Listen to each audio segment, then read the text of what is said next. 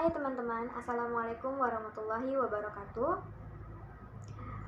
Untuk preview praktikum kimia dasar analitik kali ini, kita akan membahas mengenai argentometri dan kompleksometri.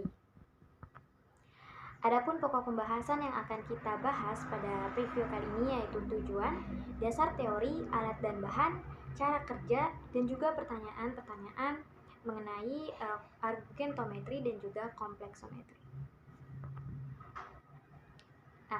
Tujuan diadakannya praktikum ini adalah agar praktikan mampu melakukan standarisasi dengan metode argentometri dan juga praktikan mampu melakukan standarisasi dengan metode kompleksometri.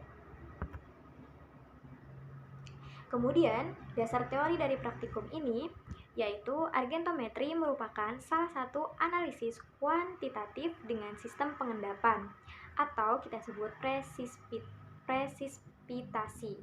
Nah, cara analisis ini biasanya digunakan untuk menentukan ion-ion halogen, ion perak, ion tiosianat, serta ion-ion lain yang dapat diendapkan oleh larutan standarnya. Sedangkan kompleksometri merupakan analisis kuantitatif yang didasarkan pada pembentukan senyawa kompleks. Nah, salah satu aplikasi dari analisis secara kompleksometri yaitu digunakan untuk menentukan kesadahan air. Dengan prinsip dalam percobaannya, yang pertama, pengendapan Cl- dengan larutan AgNO3 secara bertingkat dengan metode argentometri cara Mohr. Yang kedua, dengan pembentukan senyawa kompleks. Nah, alat-alat dan bahan apa aja sih yang kita butuhkan?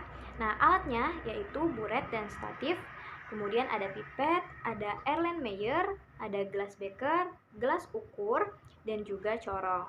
Untuk bahannya kita membutuhkan aquades, larutan AgNO3 0,01N, larutan standar primer NaCl 0,0100N, indikator K2CrO45%, larutan Na2 eta 0,01M, larutan standar primer ZnSO4 0,0100M, larutan buffer pH 10 dan juga indikator EBT atau Eriochrome Back-T.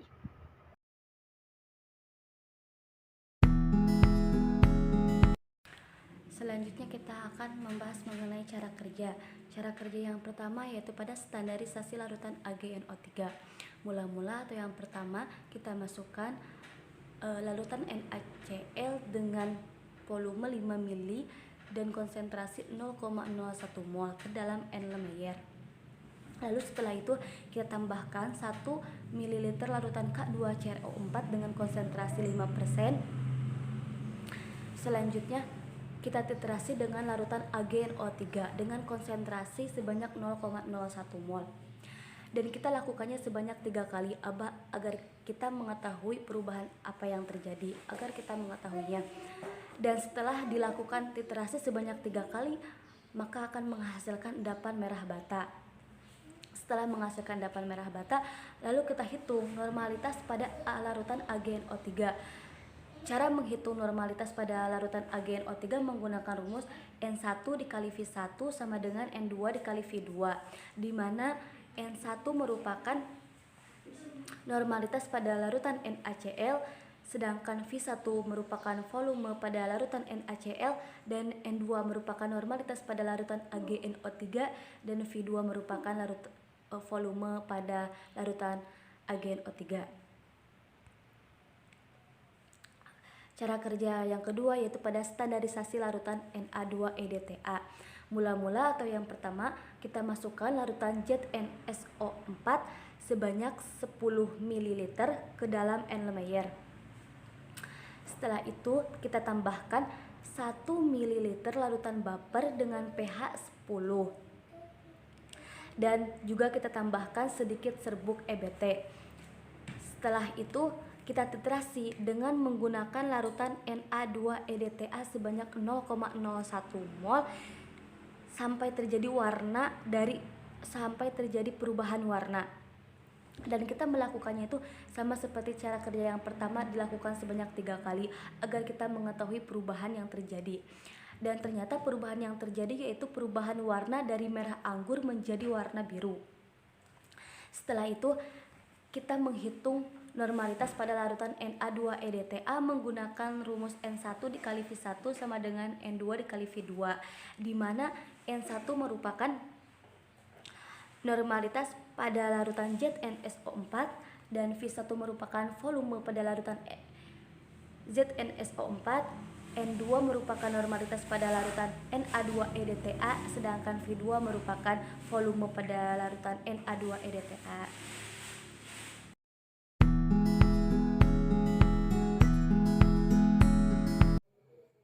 Hai teman-teman, baiklah di sini saya akan melanjutkan penjelasan dari teman saya. Di sini saya akan membahas soal-soal yang diberikan.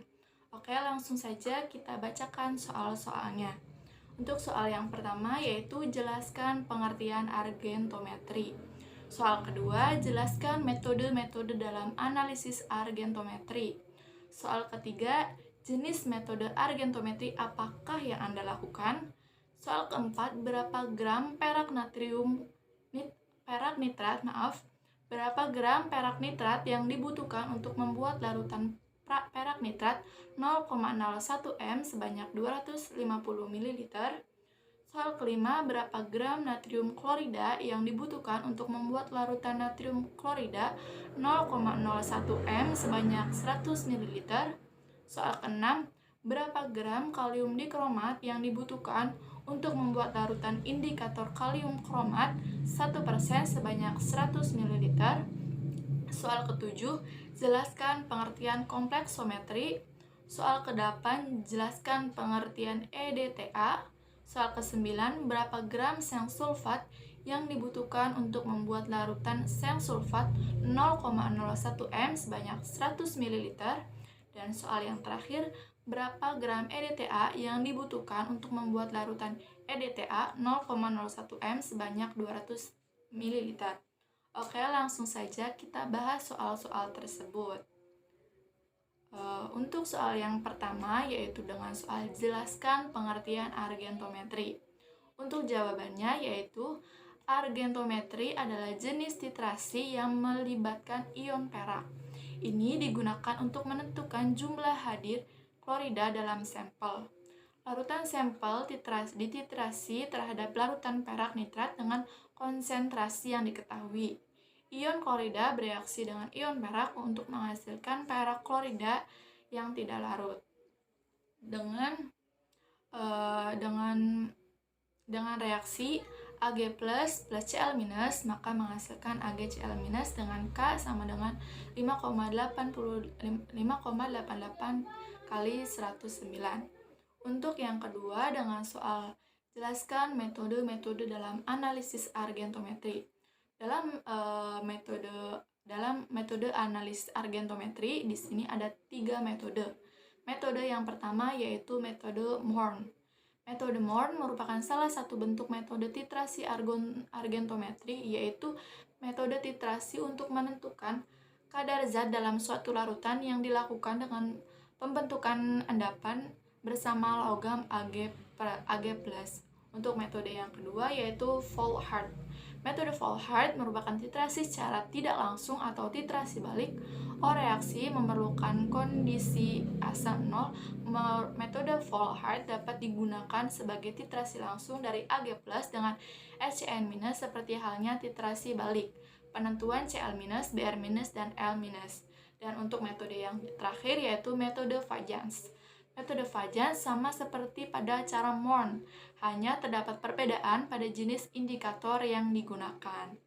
Oke, selanjutnya Soal yang ketiga dengan soal jenis metode argentometri apakah yang Anda lakukan.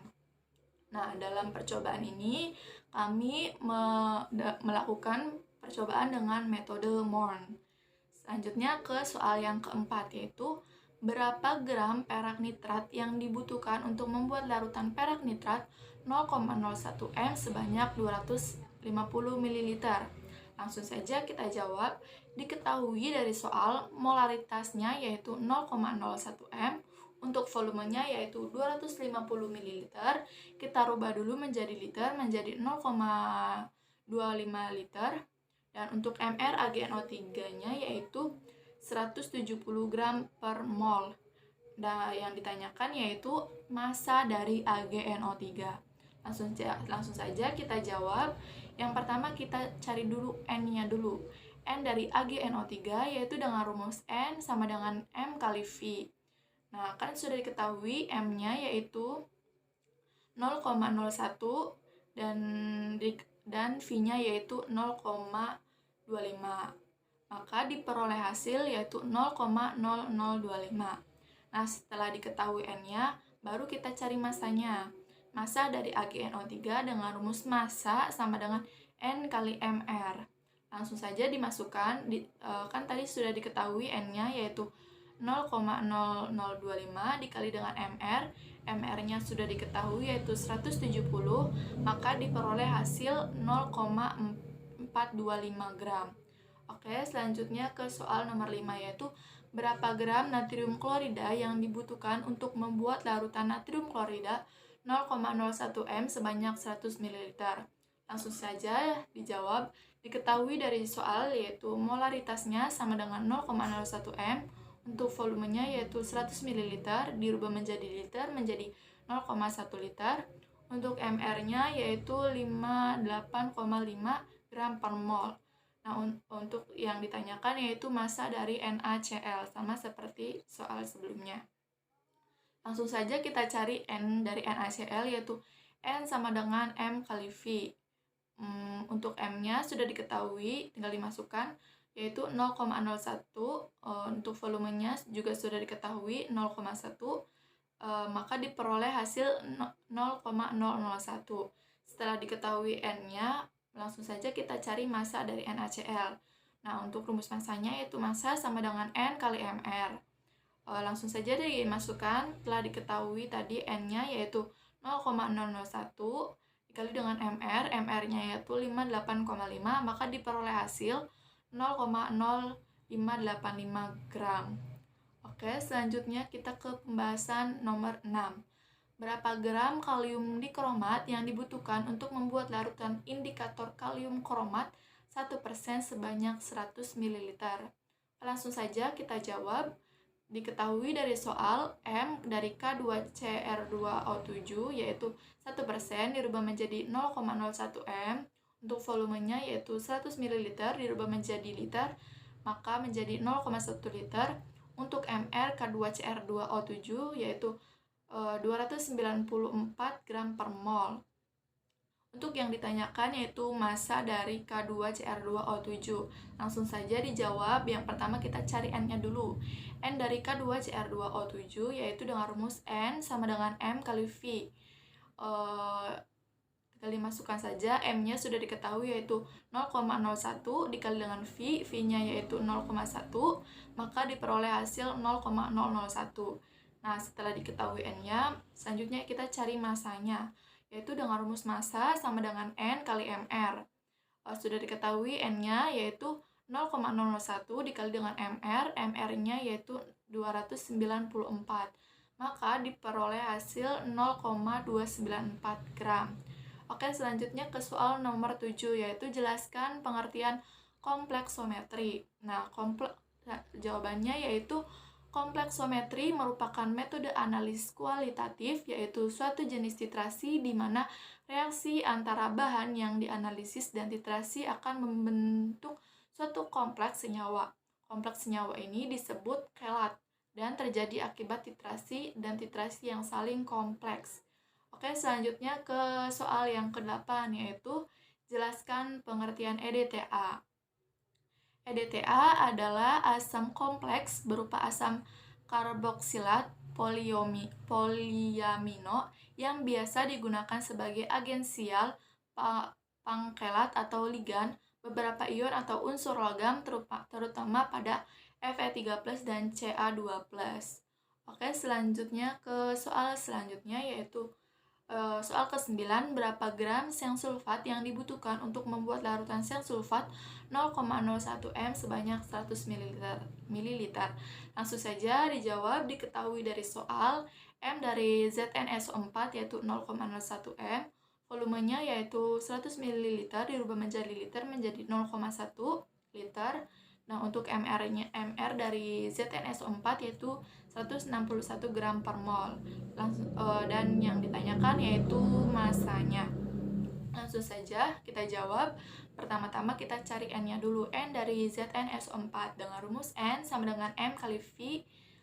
Untuk M-nya diketahui 0,01 M dikali dengan V juga sudah diketahui yaitu 0,1 liter, maka diperoleh hasil 0,01. Selanjutnya apabila sudah diketahui N-nya, kita cari masanya, yaitu dengan rumus massa sama dengan N kali MR. Untuk N-nya sudah diketahui yaitu 0,01 dikali dengan MR, MR-nya sudah diketahui yaitu 161, maka diperoleh hasil 0,161 gram. Oke, ke pembahasan soal yang terakhir yaitu berapa gram EDTA yang dibutuhkan untuk membuat larutan EDTA 0,01 m sebanyak 200 ml. Langsung saja kita bahas soalnya. Diketahui dari soal M EDTA yaitu 0,01 m, volumenya yaitu 200 ml dirubah menjadi liter menjadi 0,2 liter. Untuk MR EDTA-nya yaitu 288 gram per mol. Nah, untuk yang ditanyakan yaitu masanya. Langsung saja kita jawab dengan cara yang pertama yaitu kita cari dulu N-nya. N dari EDTA yaitu dengan rumus N sama dengan M kali V. Telah diketahui M-nya 0,01 dikali dengan V yaitu 0,02, maka diperoleh hasil 0,02. Nah, setelah diketahui N-nya, selanjutnya kita cari masanya. Masanya dengan rumus massa sama dengan N kali MR. Nah, telah diketahui N-nya yaitu 0,027 dikali dengan MR, MR-nya yaitu 288. Maka diperoleh hasil 0,576 gram.